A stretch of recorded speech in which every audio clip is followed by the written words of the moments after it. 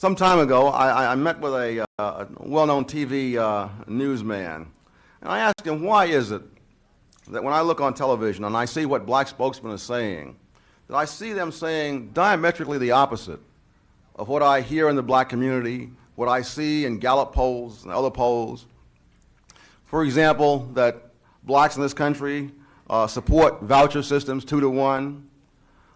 Blacks in this country prefer more strict enforcement of crime laws, are opposed to quota systems in employment or college admission, and have never had a majority in favor of busing. And yet when I look at the TV news, an entirely different world is created before my eyes on that tube.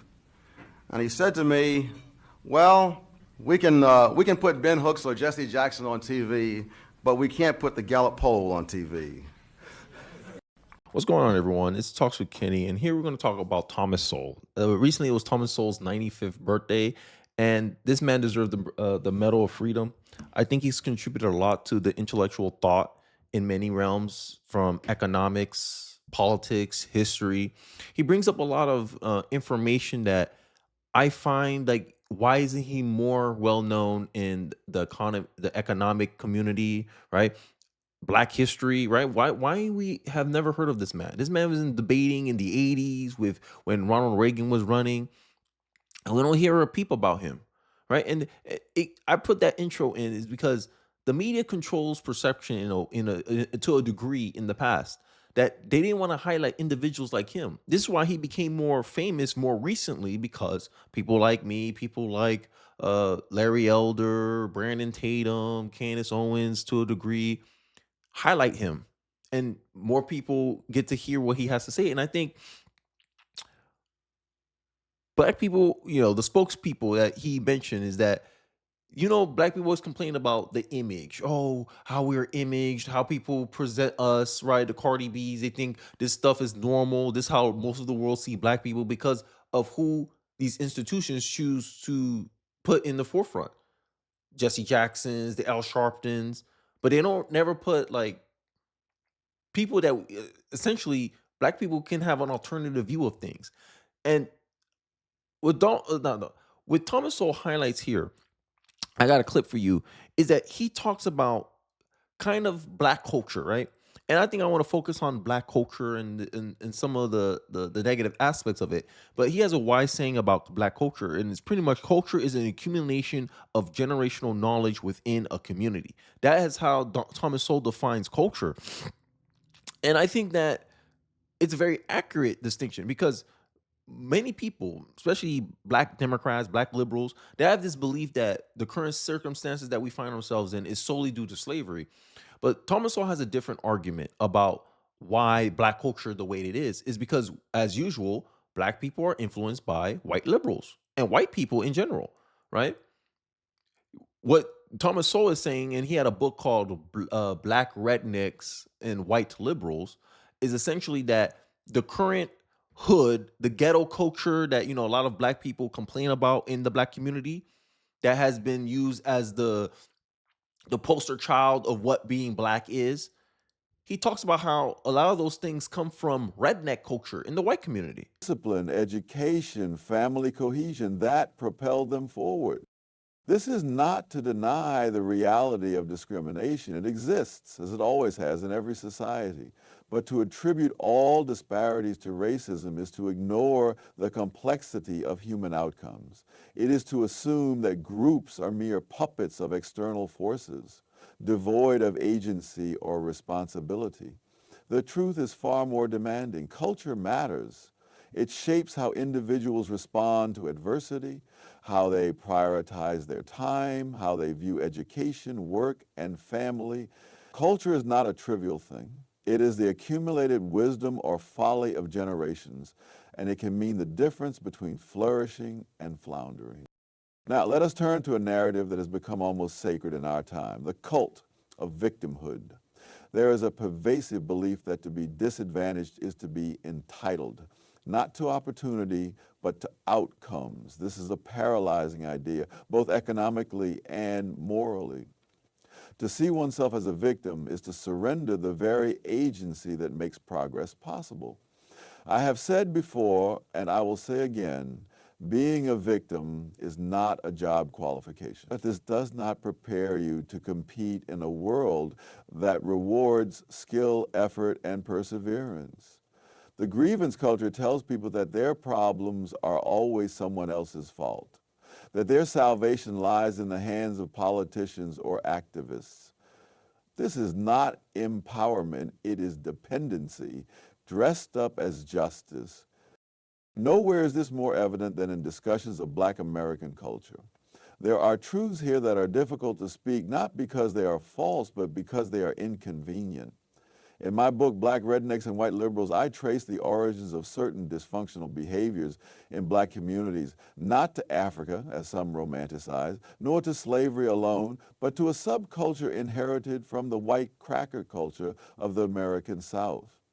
This was a culture of violence, impulsiveness, and disdain for education, rooted in the borderlands of Britain and transmitted to the antebellum South. It was adopted by Black Americans living in proximity to it. And its remnants persist today, not because of genetics or some inherent flaw, but because of learned behavior, reinforced by social incentives. And I think this is what makes a lot of Black Democrats susceptible to Marxism, socialism. It all ties into all this stuff, especially when college. A lot of Black people are going to college, and they get brainwashed into this liberal Marxist ideology. This is an age when people who are contributing nothing to society gain fame and fortune by denouncing those who are contributing something, because those who are contributing something are not doing so in the way idle onlookers would wish, or in a way that those ignorant of the process would consider right. Thomas Sowell. I did a video about Zoran Mandani, right, and talk about how he exposed socialism's greed and entitlement. And one of the examples that I used in that video was the GPA. You want redistribution of wealth? Okay, how about we redistribute GPA? And all the students, all of a sudden, they wasn't for it. They wasn't for that. They'll say, "Oh, I worked hard. I stayed up late. I sacrificed a lot of things. I sacrificed going out. I sacrificing doing this. I sacrificed doing that." And people were, and then the interview was like, "Yeah, don't rich people do the same thing? Don't millionaires and billionaires do the same thing?" I point out how most CEOs, most billionaires, most rich people, technically, especially if they're the ones that was the generation that generated the money, they work damn near 7 days a week. And I asked you, what socialist is willing to work 7 days a week to get that same outcomes as the millionaire or the billionaire? None. And this is the argument I always put out with to Black America and push back against Black culture, is that your behaviors decide your outcomes, not your race, not your skin color, not your gender, not your sexuality, your behaviors. And I'm saying that, and you saw from the clip that I just showed you, that a lot of the behaviors have been incentivized and almost praised in the Black community. I call it ghetto culture, but we call it ratchetness. It's being praised in the Black community. Hey, we're certain aspects when it comes to how Black people treat themselves or treat each other. That's stuff that's incentivized. That's learned behavior. But people pretend, oh, somehow, oh, it's because of slavery. They always trying to find something to blame. And I agree with Thomas Sowell's argument with, if you blame something or you always a perpetual victim, which is what the Black culture pushes Black people to be, because of your skin color, you're always a perpetual victim. You concede control over your life, right? And that stops progress. Right? And this is why I'm adamant against DEI. Why I say nobody needs DEI. Black people don't need DEI. DEI is just a way for these race hustlers like Al Sharpton and them and Black Democrats to pretend that they're doing something when in reality they're doing nothing but lining their own pockets, setting up Black people for failure, mismatch theory. Right? You don't have enough pool of talented Black people to actually compete at a good level in certain academic fields because of the culture, Black culture. Don't incentivize your kids to be educated, be academic, to focus on going to engineering, lawyer, all this stuff. No, Black culture incentivize sexual promiscuity, lack of sexual discipline. Actually, lack of discipline in most endeavors, economic discipline, social discipline. You can't tell Black people nothing. Hey, you too loud in public. It's a fight. They're spending all their money. When they get money, they want to show everything they have. And you condemn, say, hey, I think you'll be better off investing the money. Backlash. You'll get backlash. You tell your people, hey, dress more modestly. You get backlash. Who are you to tell a woman what to wear? But that's a lack of social cohesion. And Thomas Sowell points this out a lot. Like, hey, look, black culture, you're in the certain situation, not because of systematic racism, but because of the accumulation of actions and decisions throughout the generations that your community made. And somewhere in the 1960s, from then, y'all made a lot of bad decisions, generation to generation to generation. And then you're surprised when young black people like myself are more leaning towards conservatism. Because we're like, yo, we don't want to conserve this. We don't want to keep going down the road. Like, black people have been voting Democrat for 60 plus years, getting the same damn results. And you're mad that certain segments of the black community want to try something different. And this is really a critique of the black liberal, the black Democrat, because they're the ones that are blind to the shortcomings of their party. And when these things get pointed out, hey, we don't want race-based quotas anymore. We can stand on our own. We don't need this. This stuff actually hinder us more than it help us. You're putting this idea that we're helpless because of our skin color. You pretend that racism is an alibi and an excuse to absolve us of all responsibility for our actions and behavior. So if it's always someone else's fault, what's the point of us getting better? And that's something that, black Democrats have a hard time wanting to confront because it's inconvenient. And Thomas Sowell really, push. He got a lot of facts, a lot of evidence to back up what he's saying. Right? We talk about wealth gaps and all this stuff based on race. And Thomas Sowell's argument, and I kind of inherited this argument, it's all due to your behaviors. Look at your behavior. Do you invest your money as a community? No. Do your parents pass down any wealth to you when they die? No. For the most part, for a lot of black kids, and not personal experience, but I know a lot of kids who I grew up with, their mom had bad credit and end up using she has access to their Social Security, end up using their credit and ruining their sons and their daughters' credit score. And then the kid when they start going in, try to get car loans, trying to go housing and all this stuff, they find out, hey, why I got a low credit score? Oh, my mom missed payments with my name on it. And you hand down generational problems. And this is the problem with a lot of black liberals, black Democrats, who love to use racism as an alibi, is that it absolves the responsibility for the actions and decision-making of the previous generation, which us, the current generation, inherit the problems that they pass down to us. There's two things parents in previous generations can pass down. You can pass down a better culture, a better circumstance, or a worse circumstance, and bad culture. And for too long, we have been habitually passed down bad outcomes, bad standing. And now when the current generation, such as myself, are trying to push, let's go in a different direction, let's stop doing these same things, there's a fight to preserve whatever the hell we currently have. And I think that until we change the culture, you won't change the outcome. Because at the end of the day, change comes outside your comfort zone. If we always do what's comfortable, we always get the same old, same old. But I digress. I want to show a quick clip of Thomas Sowell talking about wealth, poverty, and politics. Let's take a look. Implicit assumptions of our time is that many economic and social outcomes would tend to be either even or random. Everybody would finish up in the same place if left to the natural course of events, so that the strikingly uneven and non-random, rich people, rich countries, poor country, the strikingly uneven and non-random outcomes so often observed in the real world imply some adverse human intervention. Close quote. Why has that become an implicit assumption? So common that you need to bat it down again and again in this book. Well, why is that something you have to ask the people who believe that? But if you're asking, does it have any validity? The easy answer is no.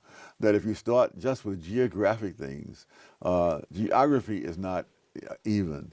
The rivers of the world are not equally usable by human beings. I'll give you one example. The Zaire River, which starts in Central Africa and goes great distances to the ocean, it has more water than the Mississippi. but it's not as valuable as the Mississippi because it has all sorts of waterfalls, cascades, and so on. So there's only a certain distance you can go on the Zaire River. I mean, it's a more picturesque river, but to an economist, it's awful because it means that you've isolated great numbers of people. In a period of about 150 miles, there are, I forget, some huge number of cascades and waterfalls, adding up to a drop of about 1,000 feet. On the Mississippi, the riverbed goes down 4 inches per mile. Those are different rivers. Right. But everything is different. The ground is different. The air is different. So pretty much he's attacking this argument about equality, right? This idea that everyone deserves or everyone should have equal outcomes, and that because there's inequity in outcomes, it people who believe these ideas, and this is something that's very common in the Black culture, which is something that I'm really targeting in this video, my angle in this video, is that Black people have been conditioned to try to find equal outcomes in everything, when Black people and white people, Asian people, Hispanic people, they all approach life differently. And if you have a different approach, you should expect different outcomes. If you make different decisions, you're expecting to have different outcomes. And some of the problems that I have with Black culture is they put this idea out that, oh, they deserve equal outcomes, but they don't want to do equal decision making, equal action, equal investment, equal studying, equal, like, you want equalized outcomes, but you don't want to equalize the decision making. You don't want to make you don't want to make the decisions that produce these outcomes. You don't want to reverse engineer the results in these outcomes. And one of the prime examples I like to point out, and this is what Thomas Sowell is trying to say, is that to expect equal outcomes goes against reality. The consequence of reality is everyone will have different outcomes. No Black man is the same, right?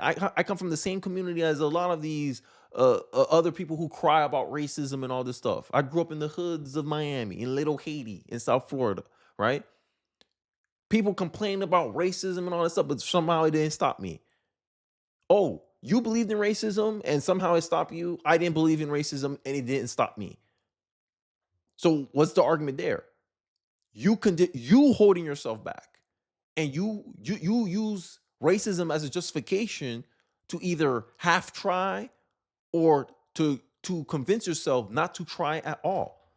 And I think that's the biggest problem. I believe this belief in racism, systematic racism, CRT, victimhood mentality is crippling the mentality of the Black community, preventing themselves from actually striving and actually trying to be competitive.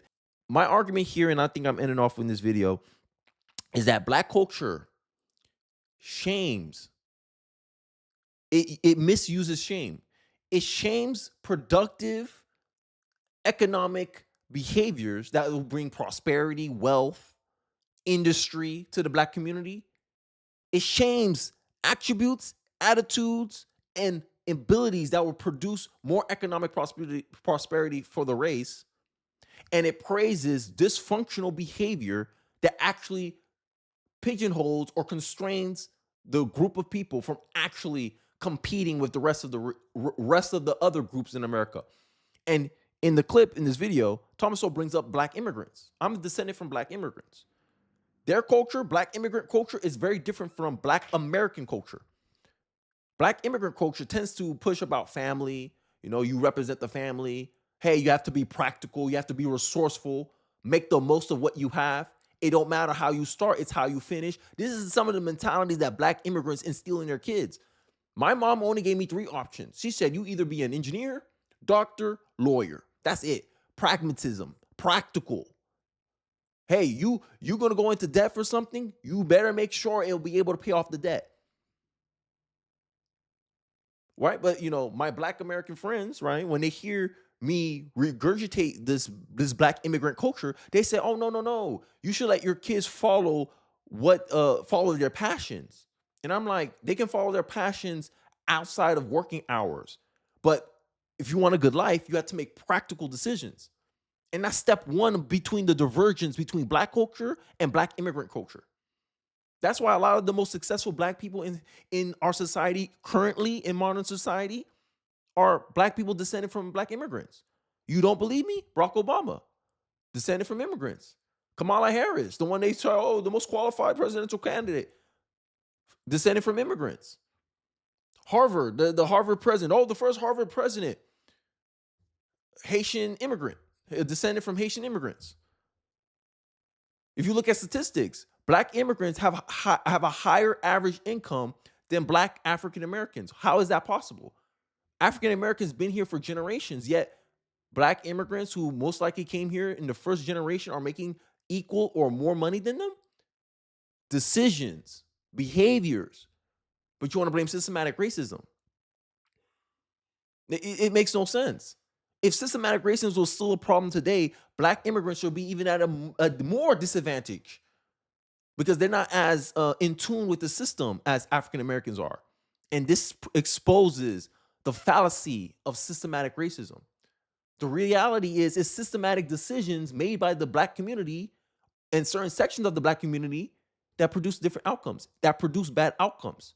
And until they take responsibility for that, things will never change.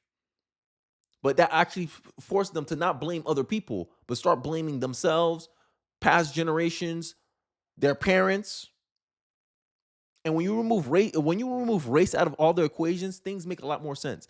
Your location defines your outcomes more than your race. True statement.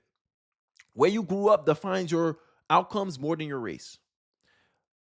Poverty, circumstances is a multi-factor analysis.